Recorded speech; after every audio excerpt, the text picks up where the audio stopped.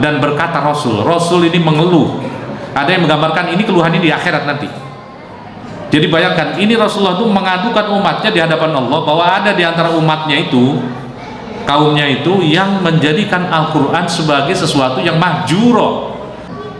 Termasuk sikap mahjuro tidak atau mengabaikan Al-Quran adalah tidak mau merenungkan dan memahami maknanya. Dia hanya baca, habis itu seumur hidup cuman dia begitu aja, yang penting gue dapat pahala.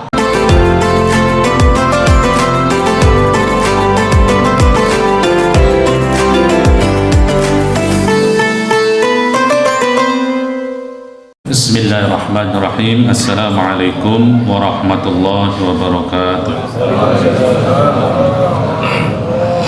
Alhamdulillahirabbil alamin, wassalatu wassalamu ala asrafil anbiya'i wal mursalin wa ala alihi wa sahbihi ajma'in, amma ba'd. Puji dan syukur senantiasa kita panjatkan kehadirat Allah atas limpahan karunia, nikmat, rahmat, hidayah ya, pada kita, sehingga alhamdulillah malam ini kita masih mampu hadir di tempat yang mulia ini. Sementara banyak sekali masjid-masjid yang mengalami kemajuan SAP ya. Bahkan di masjid saya di komplek itu 3 hari pertama tuh kemajuan SAP-nya hampir 1,5 SAP tiap malam. Jadi sekarang nyaris tinggal separuh, padahal hari pertama itu penuh. Belum masjidnya lebih besar dari ini ya. Nah ini kadang-kadang ya beginilah ya, harusnya semakin kesini kita semakin kenceng ya. Salah satu di antara julukan Ramadan adalah Syahrul Quran ya. Syahrul Ramadan alladzi unzila fihil Quran. Bahkan salah satu kemuliaan bulan Ramadan adalah di sana diturunkan Al-Quran. Baik yang turun pertama kali di Gua Hira maupun turun pertama kali dari Lauhul Mahfuz ke Baitul Izzah yang terjadi pada malam Lailatul Qadar. Sementara Al-Quran yang turun di Gua Hira itu ya paling banyak merujuk ke tanggal 17 Ramadan ya, itu yang diperingati Nuzulul Quran, karena itu merujuk kepada surat Al-Anfal ya, wa ma anzalna ala abdina yaumal furqan yaumal taqal jam'an. Apa yang kami turunkan kepada hamba kami Muhammad pada hari bertemuannya 2 pasukan, itu perang Badar, persis tanggal 17 Ramadan. Dan namun ada beberapa hal yang patut kita renungkan ya, karena nampaknya bangsa kita ini sekarang di media itu lagi tegang gitu ya. DPR mau manggil salah seorang menteri yang menguak tentang skandal pencucian uang 300 triliun, 350 triliun ya. Ini angka yang luar biasa ya, apalagi kalau ini di satu departemen tertentu ya, dan ini melibatkan para pegawai yang notabene ASN. Ini tentu saja luar biasa. Dan sebetulnya perilaku-perilaku begini itu sudah tercermin dalam segala bidang, sebenarnya nggak cuma di Departemen Keuangan ya. Bahkan Abraham Samad itu pernah ngomong ya, kalau kebocoran, kecurangan di bidang pertambangan bisa dihindari, maka Indonesia itu kaya gitu, dan bisa memberikan subsidi kepada rakyatnya itu uang 30 juta per orang. Ini kan jumlah yang luar biasa ya. Sementara kita hari ini kenyataannya bensin aja naik terus, harga bahan pokok naik terus ya. Padahal bensin itu subsidi cuma berapa puluh triliun. Ini jadi serius ya. Nah, sebagai sebuah bangsa yang dididik mendapat hidayah Quran, kemudian ada Ramadan di situ, yang dimana Ramadan itu puasa, kan as-saumu itu maknanya al-habsu atau amsaka, menahan ya. Orang dilatih menahan diri dengan perkara-perkara yang halal pada siang hari, menahan makan minum, menahan hawa nafsu, menahan marah, menahan tidak berbuat kejelekan. Itu dilatih terus, karena dengan latihan ini diharapkan kita akan menjadi orang-orang yang sabar, tahan uji. Wong yang halal aja kita bisa latihan menghindari bisa kok, apalagi yang haram. Nah ini, tapi kenyataannya beda ya. Ini saya rasa salah satu perkaranya adalah pemahaman yang lemah ya terhadap Al-Quran. Nah, banyak diantara kaum muslimin itu yang mengira bahwa Islam itu hanya terbatas sholat, zakat, puasa, haji, selesai itu selesai, yang lainnya bebas. Padahal kalau kita baca dalam Al-Quran, sholat, zakat, haji itu merupakan perintah-perintah pokok ya. Kalau Rasulullah menyebut bunyal Islamu ala khamsin, Islam dibangun di atas 5 perkara, yang 5 ini pondasi utama. Nah, kayak masjid dibangun di atas pondasi yang kokoh, ya pondasinya itu pondasi, bukan masjid itu. Masjid nanti baru di atasnya itu. Nah, kalau kita melihat Al-Quran menjelaskan ya tentang Islam, ada 100 lebih perintah larangan. Itu menyangkut perintah berbuat keadilan, menyangkut perintah tentang menyampaikan amanat, termasuk perintah menyambung tali silaturahim, banyak sekali. Larangan membunuh, larangan memfitnah, larangan yang menyakiti saudara kita, perintah menyantuni fakir miskin, banyak sekali. Lebih dari 100 sih kalau mau dijajar. Nah, banyak orang yang kemudian mengira tadi ya, ini salah satunya pemahaman yang lemah dari Al-Quran ini, yang kita khawatir ya, ada satu surat dalam satu ayat dalam surat Al-Furqan di mana Allah Subhanahu wa taala menggambarkan keluhan Rasulullah. Wa qala ar-rasul ya rabbi inna qaumi ittakhadhu hadzal qur'ana mahjura. Dan berkata Rasul ini mengeluh. Ada yang menggambarkan ini keluhan ini di akhirat nanti. Jadi bayangkan, ini Rasulullah itu mengadukan umatnya di hadapan Allah bahwa ada di antara umatnya itu, kaumnya itu yang menjadikan Al-Quran sebagai sesuatu yang mahjuro. Mahjuro itu diabaikan. Nah, Ibnu Katsir memberikan penjelasan tentang makna diabaikan itu, kata beliau, termasuk sikap mahjuro. Jadi mahjuro itu asal katanya hajar hijrah mahjuro itu satu akar. Jadi orang itu keluar dari Quran, yang dimaksud. Ini orang ini diadukan oleh Rasulullah SAW. Siapa mereka itu? Ibnu Katsir mengatakan termasuk sikap mahjuro adalah sikap pertama tidak membenarkan. Harusnya kan membenarkan apa yang dibenarkan Quran dan menyalahkan apa yang disalahkan oleh Quran. Ya, ini nggak mudah Pak. Terutama hari ini mulai itu ya, LGBT jelas-jelas dalam Quran ini perkara yang sangat dicela. Tapi hari ini bagaimana LGBT didorong untuk supaya umat Islam menerima nih LGBT ini nggak bisa ya.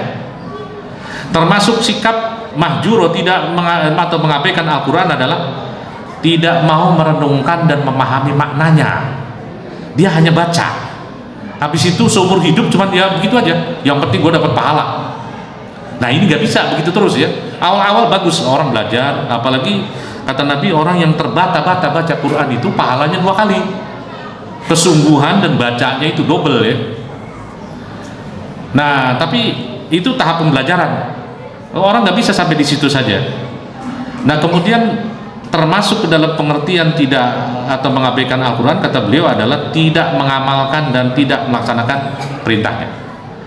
Nah, ini 3 ya. Jadi orang yang cuma baca tapi tidak mau memahami makna isinya, merenungkan, tadabbur, apalah ya tadabbarun al-Quran am ala qulubin aqfaluha. Ada sindiran di ayat lain itu ya. Apakah mereka tidak mentadabburi Quran, atau hati mereka itu ada tutupan sehingga nggak paham sama sekali gitu ya.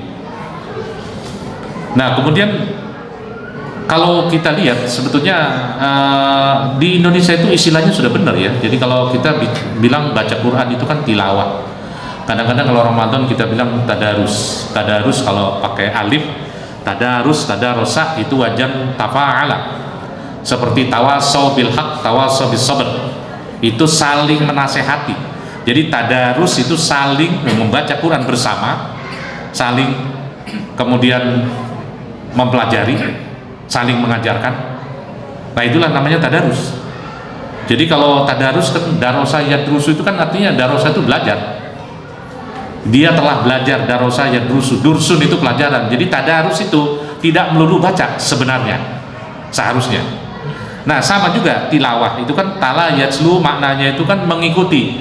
Jadi tilawah adalah aktivitas mengikuti bacaan Quran, kemudian merespon sesuai dengan tuntutan bacaan. Nah, itu yang dilakukan Rasulullah, kata Umar bin Khattab. Jadi beliau menjelaskan, Rasulullah tuh cara baca Quran gitu ya. Kalau beliau misalnya menemukan ayat tentang surga, beliau memohon pada Allah. Kalau ada ayat tentang neraka, beliau berlindung. Kalau ada ayat perintah sujud, beliau sujud tilawah. Kalau ada ayat fasabbih misalnya bihamdi rabbika wastaghfir, beliau bertasbih.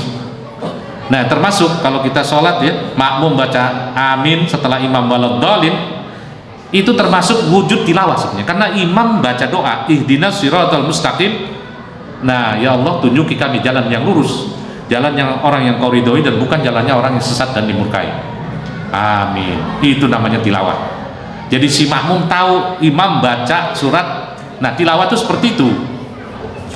Nah kita nggak ngebayang itu ya. Banyak diantara orang tuh ada yang, Pak Ustadz boleh nggak sih baca Quran itu nggak ngerti artinya? Ya boleh, insya Allah pahalanya dapat. Tapi jangan sampai seumur hidup gitu terus ya. Nah sebaiknya juga kita mungkin berpikir, kalau begitu, kalau baca Quran itu tilawah itu artinya mengikuti bacaan, maka persoalannya kan mau nggak mau kita harus ngerti ya artinya. Kita nggak ngerti bahasa Arab. Nah yaudah, kalau begitu berarti kita memang mesti baca terjemahannya, mau nggak mau. Jangan sampai nanti naudzubillah ya, kita dikategorikan oleh tadi dituntut oleh Rasulullah, saat orang di akhirat itu seharusnya ya kita umat Islam itu jadi baca Al-Quran, fa innahu ya'ti yaumal qiyamah syafi'an li ashabi, karena Al-Quran itu besok datang di hari kiamat sebagai pembela kita, sahabat kita. Hujahnya Al-Quran akan membela kita. Tapi ada orang yang Quran itu hujahnya itu malah menantang dia. Ini bagi orang-orang yang tadi membaca tapi tidak memahami tapi tidak mau melaksanakan. Kuncinya 3 itu. Jadi memang yang terbaik interaksi Quran itu ya cuma satu, membaca, memahami, dan melaksanakan. Dan ini menjadi PR bersama ya. Kalau ayat-ayat yang sifatnya pribadi itu bisa dilaksanakan. Tapi Al-Quran itu kan pembicaranya luas ya. Ada skup, ada ayat-ayat untuk para penguasa, seperti misalnya ayat-ayat yang itu, jika kamu wa in tahkum, jika kalian menghukumi orang maka hukumilah dengan adil misalnya. Itu kan ayat untuk kepada para hakim, para penguasa. Antu adul amanati ila ahliha, agar supaya kalian menyampaikan amanah kepada para ahlinya. Ini pejabat yang punya amanah. Tuh banyak ya. Nah, tapi mayoritas ayat Quran ada banyak perintah-perintah yang sifatnya individual. Nah, yang sifatnya kolektif gitu ya, banyak juga yang kemudian hari ini banyak diabaikan. Itu juga menjadi PR kita ya. Kayak ayat surat Al-Baqarah misalnya ayat 183 bicara puasa. Ya ayyuhalladzina amanu kutiba alaikumusiyam. Hai orang beriman, diwajibkan kalian berpuasa. Tapi 5 ayat sebelumnya ya ayyuhalladzina amanu kutiba alaikumul qisasu fil qatla. Itu ayat hukum. Siapa yang menegakkan melaksanakan ini? Pemerintah. Terus bagaimana ayat ini sekarang? Yembuh, karena kayaknya nggak ada yang mikirin. Nah, ini kan seperti gimana ada ayat begini jelas tentang hukum waris, itu jelas sekali. Bahkan Nabi mengingatkan ada orang tua yang mati suul khotimah gara-gara bagi warisnya itu anak gua mah sama semua laki perempuan. Kasihan gitu, yang perempuan masa dapat 1, laki dapat 2. Ini gara-gara begitu dia masuk mati suul khotimah. Ya nggak boleh, aturan Quran jelas ya. Laki dapat 2, perempuan dapat 1. Ini banyak orang yang nggak paham di Indonesia ini.